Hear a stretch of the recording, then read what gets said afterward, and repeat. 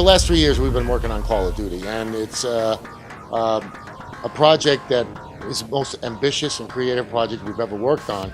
And it's taken the 3 years because we focused just on next gen and spent a lot of time on story, a lot of time on the design. What's great for the fans is that we've been able to iterate more than ever.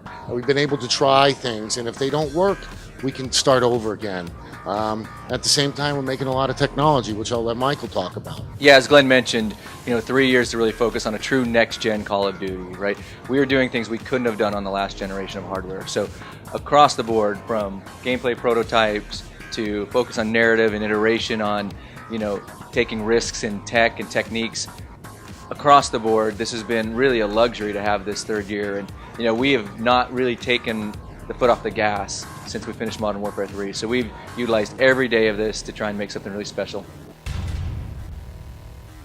Yeah, we had a great opportunity to work with Infinity Ward on MW3, and we were pretty proud of what we accomplished during that game, but it was very clear there were opportunities to really innovate, both in off-the-controller gameplay changes, to a new era in the near future, to really delivering an emotional and sort of impactful narrative. And as gamers and storytellers, we really came out of the gate with that focus, innovation and quality. Yeah, and I think from a design perspective, Modern Warfare 3 we had a story that we had to pick up, and we had characters, and even though we added some, it was a time period that we had to sort of follow.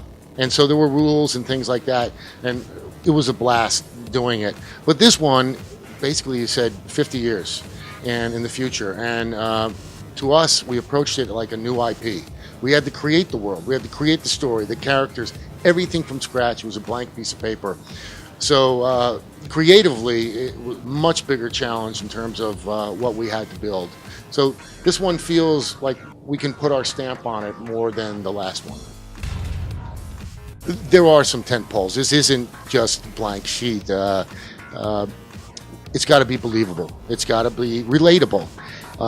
Ripped from the headlines, we say. 60 frames a second. We go still with the realism and the realistic.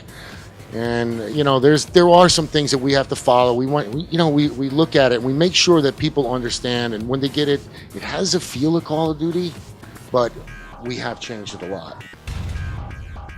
Yeah, we had a real opportunity, I think, to bring true narrative, rich, meaningful narrative to Call of Duty. And we see it out there in things that we love, right? From best-in-class series on HBO like Game of Thrones and Breaking Bad, films we love. And we're now seeing this showing up in some games that as gamers just really grab hold of us. And, we're very complimentary to Naughty Dog, and The Last of Us is an example of like really rich narrative and storytelling. And we wanted to bring that to Call of Duty. So we hope the fans will come and they'll really get excited about Kevin Spacey's involvement as a true, powerful actor, bringing a really emotional sort of delivery. And then on top of that, we've got a brand new reward system that ties across co-op and multiplayer that we hope will allow players to, spend a little time in each of these really great modes in the game. Yeah, we're trying to work the narrative into every level, and we're trying to get emotion in the game. So one of the things that you'll see is a lot more of the facial animation in the characters, and that was really important. We started down a different path, and when we realized that we really needed to show the emotion in the characters, we went and started a new technology. So you'll see it there.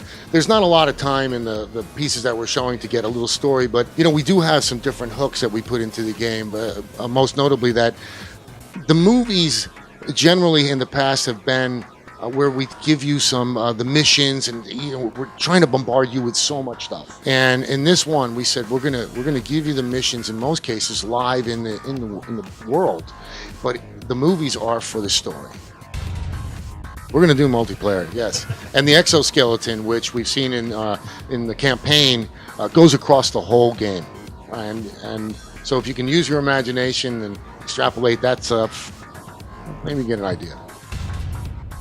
Everything is based on research. Matter of fact, even some of we looked back 50 years in the past to see how much weapons have changed. And there's certain weapons, like if AK-47, for example, if it's changed a little bit, and we have one in the future, we'll just change that about as much. But directed energy, which is a brand new category of weapons, I mean, that is We've talked to people in the military. We've talked to DARPA. I mean, we know that's coming. We've seen something out there recently. Everything that we've done is based on research, and you know, a lot of the stuff, if you look it up, you'll find it there. That's really one of the benefits of 3-year development cycle, is the amount of time we could do research. And we've been fortunate to partner with a ton of military advisors, people from, you know, both private sectors and, you know, the Department of Defense. We've got, you know, Tier 1 support from Delta and Navy SEAL Team 6 guys. So yeah, this is based on technology we know is here, right? And every day a headline is made around a technology in our game being on the battlefield. So really, this is about tomorrow's technology in the hands of players today.